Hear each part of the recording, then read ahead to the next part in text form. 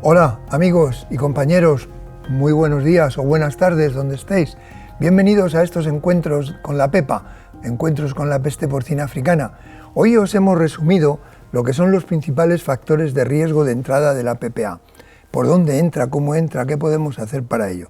Espero que pasemos un buen rato juntos. Vamos a ello. ¿Qué podemos hacer para protegernos? Es la pregunta que me he intentado hacer para contaros. Pues en primer lugar, conocer bien nuestro nuevo enemigo, la pepa, en su situación, sus formas de entrada en un país o en una granja, ser conscientes de nuestros propios riesgos. Esto parece una tontería, pero os puedo asegurar que muchos no se dan cuenta de cuáles son los riesgos que ellos tienen porque no conocen cómo utiliza el sistema para entrar la peste porcina, con lo cual es bueno que ahora unamos las dos cosas, saber cómo la peste entra y qué riesgos nosotros le favorecemos para que entre. Repasar nuestra propia bioseguridad es una cosa clave, identificar los signos clínicos y las lesiones para identificarla fácilmente o por lo menos la sospecha de que tenemos la enfermedad, tener un efectivo y rápido laboratorio para el diagnóstico, esto como sabéis es siempre de la administración, y un buen y específico programa de vigilancia y contingencia que también suele ser de las administraciones de cada país, pero que es fundamental la colaboración privado-pública para llevarnos bien adelante este proyecto. Esta enfermedad, como sabéis, yo la llamo la gran desconocida porque aunque fue descrita en 1921, la verdad es que se nota que para muchos es muy nueva y desconocida. La prueba la tenéis que en estos 14 años, desde la tercera y última salida que tuvo el virus de Africana en el 2007 hasta ahora, en el 2021, pues está afectando a 5 continentes con muy poco éxito hasta ahora para su control, con lo cual demuestra que hay mucho desconocimiento de esta enfermedad. Como os decía, en la actualidad, desde esta última salida del 2007, ya está afectando a 5 continentes. El último en caer ha sido el continente americano, con República Dominicana y Haití, y bueno, ahora mismo, como veis, en más de 50 países y haciendo 8 escenarios epidemiológicos distintos al menos. La última declaración de nueva zona ha sido en República Dominicana y en Haití. En República Dominicana la detección fue muy tardía, lamentablemente, la detectaron o sospecharon de ella muy tardíamente, cuando la enfermedad se ha extendido, por tanto, a una velocidad enorme. Cuando se han dado cuenta estaba muy extendida, mucho traspatio allí, con lo cual se ha favorecido la transmisión por alimentación con residuos. Dificultades iniciales tuvieron a nivel del diagnóstico laboratorio, en la actualidad lo tienen perfectamente resuelto, y una frontera muy permeable con Haití, un país que, como sabéis, está pasando una racha tremenda. Es un país pobre, como sabéis, el más pobre probablemente del planeta, pero es que además ha tenido un terremoto, asesinato de su presidente, hay un auténtico caos todavía político, social, tiene muchísima producción de traspatio, la mayoría del porcino es en traspatio, con todas las dificultades y situaciones humanas que os podéis imaginar.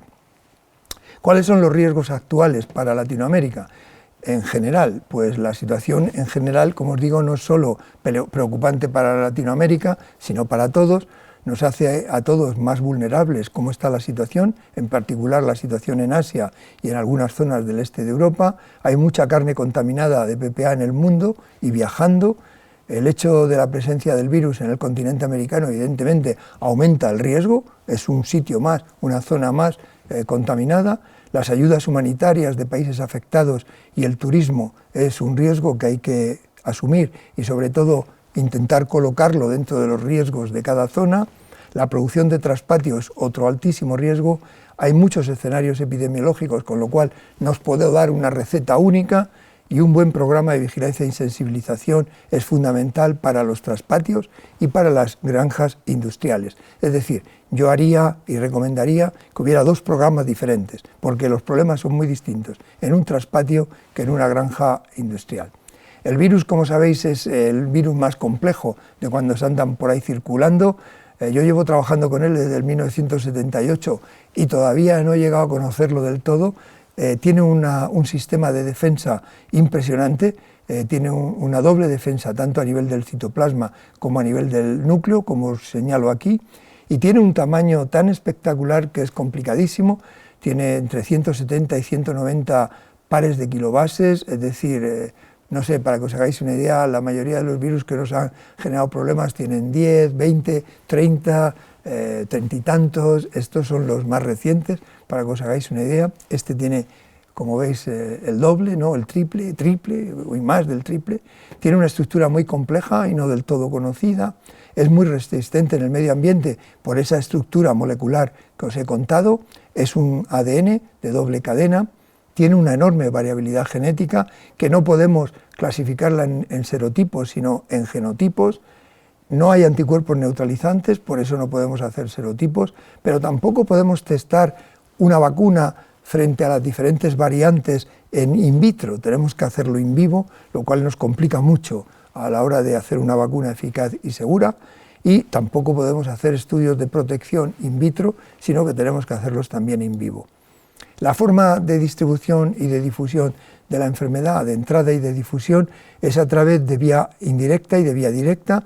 En directa son los diana, como sabéis, son domésticos, cerdos domésticos y silvestres, y estos pueden contaminarse entre ellos y entre las diferentes especies, es decir, el doméstico entre doméstico, y puede hacer jabalí, igualmente al revés.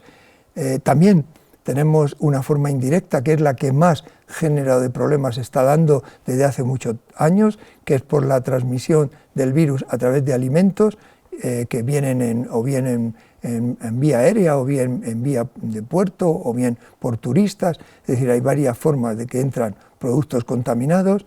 También la sangre, que es el factor fundamental, porque el virus, veis aquí, esto es un eritrocito, y aquí tenéis arriba la partícula viral, se pega al eritrocito, con lo cual solo una gotita de sangre tiene 3 millones de copias de virus. Es decir, cuidado con la sangre. Y la única buena noticia que os puedo decir de esta diapositiva es que la PPA no es una enfermedad muy transmisible vía aerosol. Es decir, que por vía respiratoria no es muy buena y desde luego mucho menos eficaz que la fiebre aftosa, la peste clásica o el PIRS. Pero esta es la única buena noticia que os puedo decir de momento. Tenemos además las garrapatas, que hay de dos tipos, que son la Ornithodorus erraticus y la Ornithodorus mubata. Son garrapatas blandas. En cuanto a la sangre, ya os lo he dicho, cuidado cuando vayáis a hacer una necrosia, llevar cuidado cuando vayáis de caza. Es decir, la sangre es el vehículo más fácil de transmisión y en donde más resiste el virus. Y esto produce carne contaminada, a partir de la cual pues cualquier producto que hagamos estará contaminado por largo periodo de tiempo. También en las carcasas de los animales muertos, en las zonas donde los animales vienen a beber agua por defecación en la zona, en fin, tienen muchos sitios de aguantar. Por ejemplo, a 4 grados en sangre está 18 meses, a 4 grados la carne, 4 grados está 110 días, a menos 20 grados la carne está 1000 días infectada. Una granja que no haya sido bien desinfectada está por más de un mes con virus activo. Es fácil inactivarlo con calor, a 56 grados a 70 minutos, a 60 grados 20 minutos, o con productos, muchos productos, incluso comerciales, muchos y muy buenos para inactivar este virus. La forma de entrada más probable a la que tenéis que enfrentaros y llevaros mucho cuidado, porque es la que hoy día más está abundando, es la entrada por desperdicios alimenticios contaminados. Esto generalmente puede entrar o vía jabalí, por dejar los alimentos contaminados en zonas de picnic o zonas de puertos o de turistas que lo llevan, y al final los jabalíes hacen una amplificación en ellos y en contacto luego con el doméstico, o bien en los países que tienen traspatio, por la alimentación con desperdicios de alimentos que estaban contaminados. Entra directamente en el doméstico porque entra primero en los traspatios, pero siempre hay una relación de personas entre el traspatio y algunas granjas, con lo cual acaba entrando en la zona industrial también. Es importante en ese sentido educar bien a los granjeros, a los operarios, a los turistas, del mecanismo de transmisión, porque mucha gente no lo conoce. Y daros cuenta que esto no afecta a la especie humana y por tanto las personas no entienden que llevarse un chorizo de un país infectado pueda generar ningún problema en su propio país.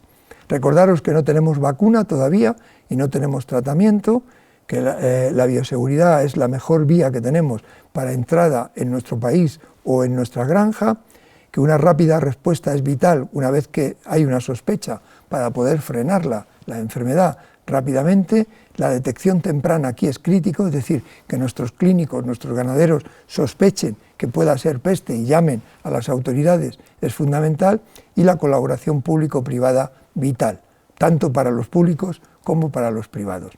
La forma de entrada de la enfermedad habitualmente es por alimentos contaminados, de traspatio o de vida silvestre, es decir, alimentos contaminados que se dan a traspatio o a vida silvestre es la forma más fácil de entrar. Animales infectados, tanto cerdo doméstico o silvestre, que puedan entrar a las granjas, personal o trabajadores de la granja que visiten de otras zonas con calzado del otro sitio, comida de trabajadores elaborada con productos porcinos, vehículos siempre deben de estar limpios y desinfectados, las moscas, porque ya os he contado que con las patas pueden transmitir el virus de una granja a otra, los roedores y los gatos, que allí no pintan nada en una granja, la reinfección después de un foco por no haber tratado bien ese foco y haber desinfectado adecuadamente, y luego enviar animales infectados al matadero, porque eso lo que aumenta es la circulación del virus en nuestra zona infectada. ¿Qué podemos ahí hacer? Pues tener un buen programa de contingencia y de detección temprana, pero un programa específico para la zona, no un programa genérico que en muchos sitios os tengo que confesar que es lo que más veo, un copy-paste, ¿sabes? Un copy y pega de otros programas, creyendo que eso vale, pero realmente no vale para mucho. Tener una buena información a los ganaderos y a los veterinarios de la enfermedad para que la puedan detectar rápidamente y que colaboren con la administración. Tener unos buenos medios legislativos, económicos, de personal bien formado, de laboratorio para diagnosticar. Y en el tema de la compensación, esto es crítico. En los países que no hay compensación, yo lo que veo es endemismo por muy largo tiempo. Y esto es un problema muy serio. La bioseguridad es la herramienta más eficaz que tenemos. Acordaros que hay dos mentalidades, el que pone seguridad para cumplir con la legislación y el que realmente cree en ella. Yo creo que estamos en una situación en la que debéis de tomárosla en serio porque la situación es grave. Como veis, hay mucho material infectado y 5 continentes ya infectados con la enfermedad. ¿Qué parámetros podemos tener así muy rápidos y para que os hagáis una idea, para que podáis salir ahora de aquí y decir, voy a valorar las granjas con las que yo trabajo, qué nivel de bioseguridad tienen? Pues mirad, os pongo aquí 9 puntos para que os hagáis una idea. La localización de la explotación y su proximidad a otras granjas o a traspatios en particular o a pueblos, esto es malo, sobre todo traspatios y la ciudadanía, que pueda moverse con mucha facilidad en vuestra granja o entrar a ella. La calidad de la construcción y su facilidad para la limpieza y desinfección es clave. Granjas como estas es muy difícil desinfectarlas, como estas no. Entonces mirar si se puede limpiar y desinfectar vuestra granja bien. La presencia de animales silvestres y garrapatas es un mal problema. La falta de vallado de separación y cerramiento de entrada que permita que los coches pasen por allí como si fueran su casa, esto es un mal rollo. No debéis dejar vehículos ni personas entrar. Registro de movimientos de entrada y salida que os van a permitir averiguar de dónde os ha llegado la enfermedad y a dónde la habéis podido mandar vosotros, con lo cual evitamos focos secundarios. Tener un vestuario obligatorio para el cambio de zapatos y lavado de manos. Ausencia de animales domésticos que, como os decía antes, no tienen ningún sentido. Zonas para enterramiento de los animales muertos y para estacionamiento de los purines. Tienen que estar durante un tiempo antes de poder eliminarlos.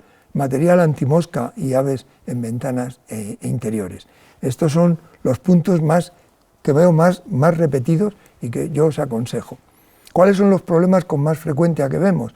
Granjas con poca o nula bioseguridad, animales en libertad y traspatio, animales sin ninguna trazabilidad, falta de control del movimiento de los animales ni de los vehículos, insuficiente o nula vigilancia sanitaria o ausencia de controles, aumento de animales con enfermedades crónicas, lo cual os va a despistar más de ver una peste que acaba de entraros, alimentación con residuos de alimentos humanos y entrada y salida de personas en las granjas sin ningún control.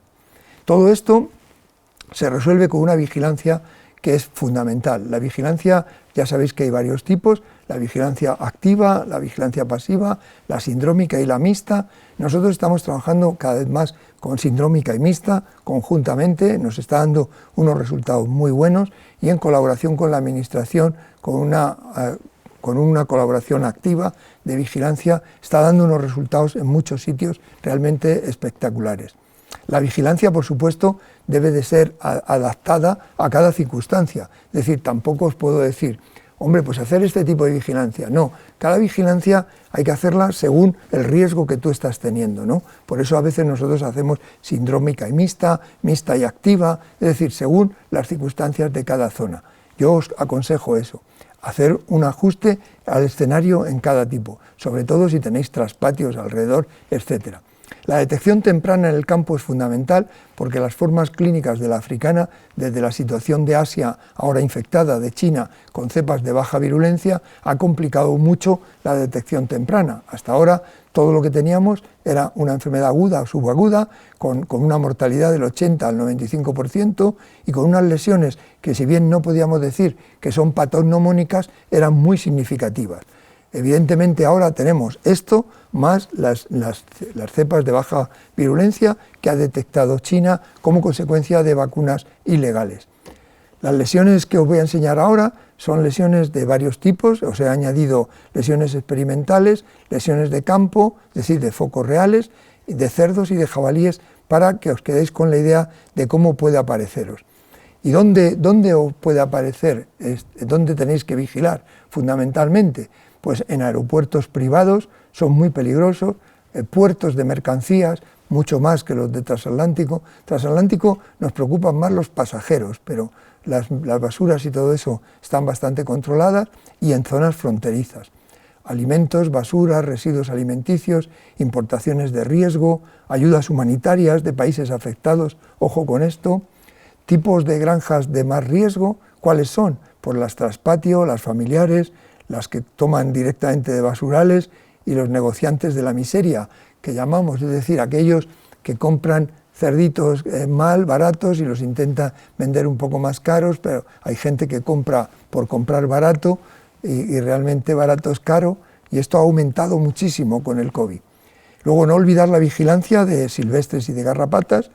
El no haber compensación económica es un tema malo y debéis de resolverlo. Hay países que no puede afrontarlo la administración, y lo que han hecho ha sido un seguro propio entre todo el sector productor porcino. Yo os aconsejo que hagáis eso, y luego tener la repercusión de una enfermedad como esta, como sabéis, es tremenda, ¿no? Para todo el país, los países vecinos, etc. La detección temprana la tenemos que ver en el campo y después tener un laboratorio que nos lo confirme. Y todo esto lo tenemos que hacer como muy rápido, ¿no? Entonces, en el campo, ¿qué tenemos que ver? Pues la información nuestra de riesgo, la presentación clínica, las lesiones que tenemos, acostumbrarnos a esas lesiones. En el laboratorio, pues tener buenas técnicas de laboratorio, que hoy día las tenemos formidables para peste, tanto para detección del agente viral por PCR como anticuerpos por ELISA. Y lo que pasa es que sí que observamos un problema enorme, y es una diferencia enorme entre lo que es la respuesta de un laboratorio y lo que es la detección en campo. Fijaros, en los últimos estudios que hemos estado haciendo, hemos visto que la detección en campo tarda al menos entre 1 y 4 meses, mientras que en el laboratorio entre 4 y 10 horas. Claro, esto no puede ser. Tú no puedes mejorar un laboratorio que te va a tardar 4 horas en darte un diagnóstico si tú tardas 4 meses en mandarle las muestras, porque cuando las muestras positivas llegan 4 meses después, el país está ya afectado, pero vamos, por un gran número de focos. Entonces tenemos que ajustar eso, con lo cual aquí juegan factores dos, juegan los factores los clínicos y los ganaderos y el laboratorio. No tienen todos la misma capacidad de respuesta, como os he visto. ¿Qué lesiones vais a ver? Pues vamos a ver fiebre alta, o sea, cuadro clínico, fiebre alta, letargia, anorexia, hemorragias en piel, muy significativas en africana, muy significativas. Hay además de estas hemorragias que, como veis, son hemorragias que se ven en la piel, claramente en el vientre también, ahora veréis. luego problemas circulatorios, problemas respiratorios, problemas digestivos, hay incluso diarreas hemorrágicas, a veces respiratorios, vemos epístasis, todo esto con sangre, imaginaros la cantidad de virus que se elimina, vemos problemas nerviosos y si en la granja afectada tiene gestación, vamos a ver abortos. ¿Qué enfermedades nos tienen que preocupar si no vemos claro una sospecha o el laboratorio nos confirma que no es peste? ¿Qué enfermedades podrían estar confundiéndonos? Pues la peste porcina clásica, el mal rojo, la erisipela, ¿no?, la salmonela, el actinobacillus, otro tipo de septicemias y el PDNS, que da también lesiones de piel, pero que veis son muy diferentes de las de africana. Pero bueno, la PPC sí que tiene muchas en común, la erisipela podría confundirse también, entonces estas son las que tendríamos que incorporar como diagnóstico diferencial, el diagnóstico diferencial. ¿Qué muestras tendríamos que mandar? Sangre y suero, siempre sangre y suero, ganglios, si los vemos con afectación mucho mejor, bazo, pues normalmente está muy afectado, pulmón, riñón, también podemos hacerlo con fluido oral y con heces. Cualquiera de estas son buenas, cuantas más mandéis de esto, más seguro será el diagnóstico. ¿Y qué muestras son las que tenemos que mandar? ¿Cuáles son las muestras más importantes? La calidad de la muestra va a ser vital para la calidad del diagnóstico. Luego, por lo tanto, debemos de incluir siempre sangre y suero, siempre. ¿De qué animales? De animales que tengan un cuadro febril, es decir, que estén presentando un cuadro clínico importante. De animales fallecidos recientemente o bien los recién eutanasiados por nosotros. ¿Por qué? Pues para poder buscar algo que esté muy fresco y que realmente podamos determinar mucho mejor en el laboratorio. Y cuidado si vais a hacer una necrosia, hacerla en un sitio seguro para que no contaminéis ya la granja. Acordaros que la sangre tiene una cantidad de virus enorme, entonces hacerlo en un sitio mucho más seguro para evitar que de ahí salga cualquier resto, incluyendo vuestras botas y vuestra ropa que estéis en esa zona de la necrosia. Buscar una zona en la granja que sea segura para poder hacer una necrosia, pero no contaminar más. ¿Qué muestras de laboratorio tenemos? Pues extraordinarias. En africana, desde, bueno, muchísimas, pero para haceros las más normales, la muestra de virus es la primera que hacemos para identificarlo con sangre, con fluido oral o con los tejidos que os he contado. Haremos la PCR, hay dos tipos de PCR muy utilizados normalmente y muy buenos, más la PCR convencional y la PCR en real time, que tenemos dos tipos también. Luego tenemos el aislamiento viral para el primer foco solamente, y eso ya lo hace el laboratorio de referencia. Y luego para detección de anticuerpos, ELISA fundamentalmente es la que más utilizamos. ELISA, la que más se utiliza además con una eficacia enorme. ¿Qué personajes? Fijaros en esta diapositiva que os he resumido muchas cosas claves para que entendáis dónde falla la detección temprana. Son los personajes que yo he llamado los personajes de un foco. Y fijaros qué papel tan crítico tienen unos y otros. Por ejemplo, la clave para la detección temprana, ¿quién la representa? El ganadero, fijaros, ¿quién representa? Que lo detectemos rápido en un sitio. El ganadero, el veterinario privado, el veterinario oficial, porque esto funciona de esta manera. El ganadero detecta algo raro. Si él lo detecta, va a llamar a su veterinario. El veterinario privado debe de evitar, si sospecha ya de peste, empezar a hacer tratamientos, pero a veces se dan tratamientos porque no se sospecha de peste, con lo cual vamos perdiendo tiempo. No se llama al oficial. El oficial es el único que puede tomar muestras oficiales para que se haga el diagnóstico y puede mandarlas al laboratorio. A veces esta cadena de ganadero a privado pierde mucho tiempo. Luego, ya cuando llega el sistema oficial es muy rápido. Y después, por supuesto, si se ha mandado de esas granjas algo al matadero o a carnicerías, detectar todas esas carnes para cogerlas. Daros cuenta, esta es la clave de la detección temprana. Y me diréis, ¿y por qué es tan importante? Porque si esto lo hacemos rápido, realmente un foco lo cortamos rápidamente. Pero si esta detección temprana se lleva tiempo, como hemos visto a veces entre 1 y 4 meses, para cuando nos hayamos dado cuenta, realmente tenemos mucha parte del país afectado. Pero fijaros, después vienen las claves para entender ese virus. Es decir, ahora ya nos han llegado al diagnóstico. Pero ahora, ¿qué pasa cuando el diagnóstico del laboratorio se emite? Hay una serie de personas que son fundamentales para que ese diagnóstico sea bueno. Primero, el equipo que va a tomar las muestras, que tome buenas muestras. El laboratorio que tenga buenas técnicas. Y luego que tengan conocimiento de la enfermedad. ¿Para qué? Para interpretar esos resultados del laboratorio, para que nos van a contar cuánto tiempo lleva la infección, desde cuándo aproximadamente, qué evolución puede tener, si es una cepa de alta virulencia, de baja virulencia. Todo esto es clave. Y todo eso pasa después a otro tercer grupo, que son los epidemiólogos, que son los que van a valorar todo eso y van a ver qué focos secundarios han podido salir de esa granja para evitarlos. Cuanto más rápido esto sea, menos focos secundarios vamos a tener, etc. Estos 9 puntos son claves que los tenga un país bien si realmente quiere luchar contra una enfermedad de forma eficaz. Y nada más, espero que os haya aclarado algunas dudas, seguramente os habré también estimulado a que penséis en otras, y para mí ha sido un placer, como siempre, estar con vosotros. Quiero daros las gracias por estar aquí hoy con nosotros en estos encuentros, y también al equipo que me ayuda diariamente a que esto salga adelante, a la Universidad Complutense, a la OIE y a Bactiva, al proyecto europeo que financia la Unión Europea para una vacuna que cada día está más cerca. Muchísimas gracias a todos y buenas tardes o buenos días o buenas noches, estéis donde estéis. Un abrazo muy fuerte, amigos.